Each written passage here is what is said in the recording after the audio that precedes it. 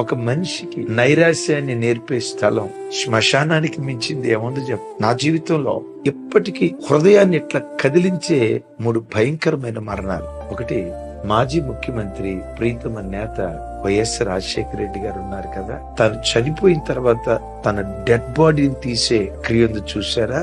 Helicopters తో plastic సంచుల్లో bags లో ఆయన బాడీ అట్లా లిఫ్ట్ చేస్తా ఉంటుంది. ఇంతే కదా జీవితం.